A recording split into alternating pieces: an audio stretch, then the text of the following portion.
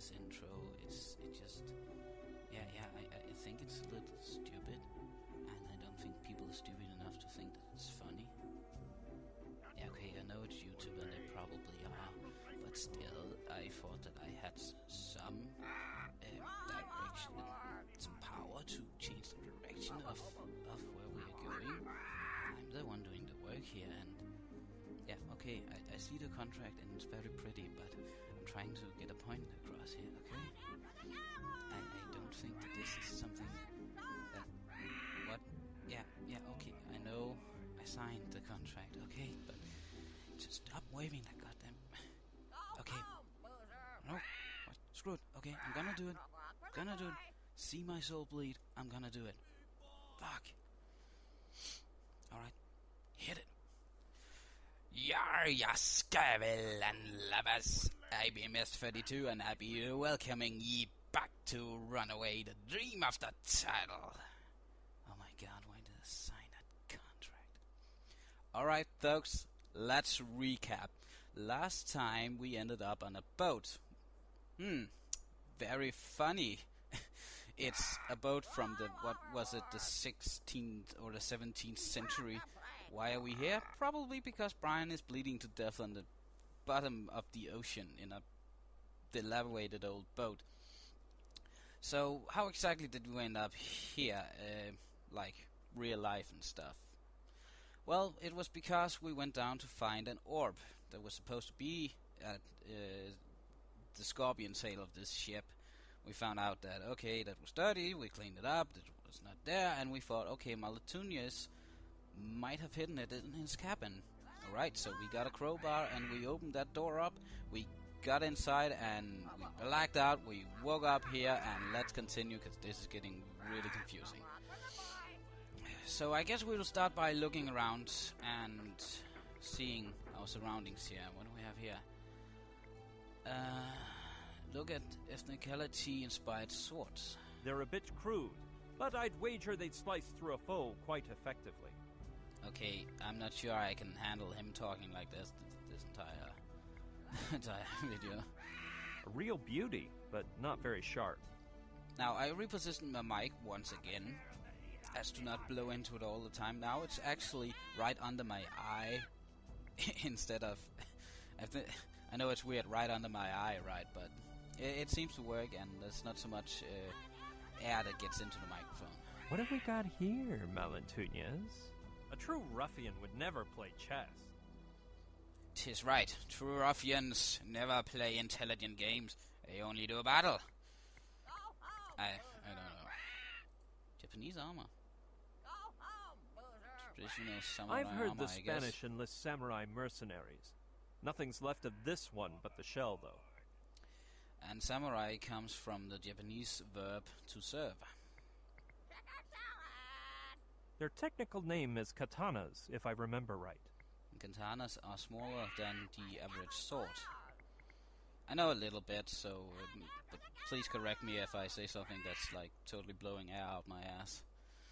Fine swords indeed. Oh, okay, that was all one rag, okay. Can't see a mermaid's tail from here. That would be pretty weird to draw a mermaid on the map, since it's not a landmark. Is it? I don't know. Who'd have said 4 days back that the Earth wasn't flat like a lamb chop, but round like a meatball instead? Can't remember who came up with the theory that the Earth wasn't flat. But some of you might, and feel free to comment on that. Writing girl, I believe I've seen her somewhere before. What in the devil is she scribbling down so devoutly? I'm sure she looks so familiar. Let's try talking to her. She seems to be a prisoner too. With a bit of my fancy talk, maybe she'll help me. Noble lady, allow me to pay you I my wager respects. she will. Save them for the sharks, Monsieur Bertion.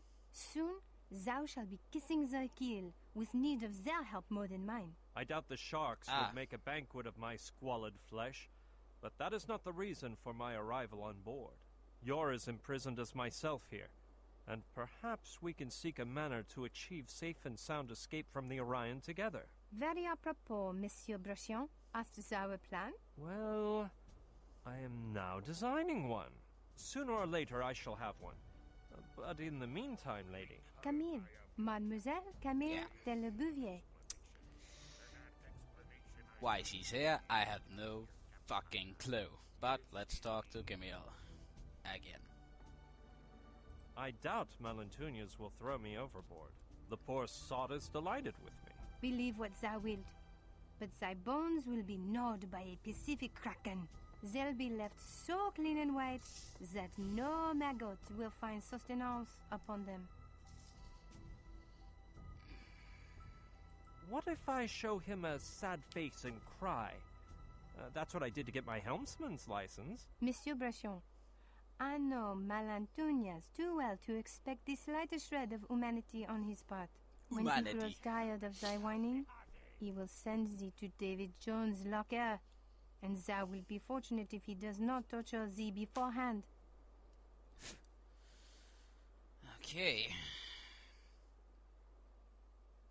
I thought I was going to say something, but no. So let's continue. The man will at least allow me the last meal of my choice, won't he? I wouldn't hold my breath.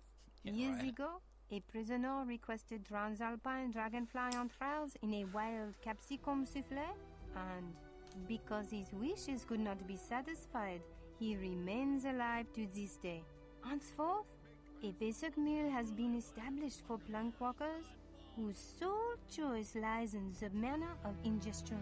Because the meal consists of spicy swordfish, I recommend the oral method. Okay, wait. Because his order could not be satisfied or made or whatever, he's still alive? Like, Malentunias has a reason to kill this man. And because he couldn't give him the right food, he just left him alive. Is he still on board the ship? Did they throw him overboard? What? That's stupid. Well, okay, I'm once again bringing logic into Runaway, so let me just shut up and let's continue this. I'd wager he'll allow me a last wish before feeding me to the sharks, I do. And which shall it be? I'm warning thee that I wish not to be thrown to the sharks or any similar act, and that the act performed unto me first be tested on the captain. Was abolished by the Tortuga Convention months ago. Well, that junk sunk my strategy. Hook, line, and sinker. This subject matter is too macabre to discuss with a lady. Speak for thyself. What are you doing on board? Upon mooring at Tortuga Island, where I spent my days learning English by reading old tales of overseas adventures, Malentunias held a contest to press Gang 1 lucky new deckhand. Really? And guess who won? Really? Why not? What type of contest? It entailed 3 trials of skill. With the t-shirt. sword fight of insults, the theft of sundry idols, and the most pressing of all, the search for treasure. The latter required finding a gold doubloon, which I found in the depths of a chocolatl receptacle. Damn the hour in which I spied that coin. I've never heard of a girl deckhand. Neither thou, nor I, nor Malentunias, wherefore I took part in the contest in the guise of a haughty lad.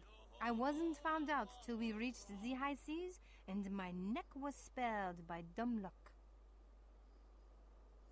May I ask how your womanhood came to be known on board, if it isn't too meddlesome? It is, but Well, I shall I respond in dropped a the manner soap. concordant with proper breeding.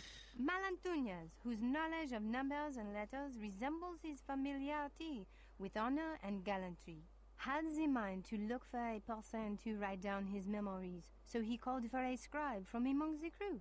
I alone claimed to know the alphabet, so he demanded I prove my claim. So how did you save your skin when Malentunias discovered the ruse? Malentunias touched Sex. his mustachio and yelled to his men, Lady Luck has smiled down on us, ye I sees half-breeds. Do with her as you wish. The crew assembled round me with blood filling their eyes. Well, their And eyes and other organs. I was just gonna say that. That's so at the freaky. last moment, I whipped out a dagger from my boot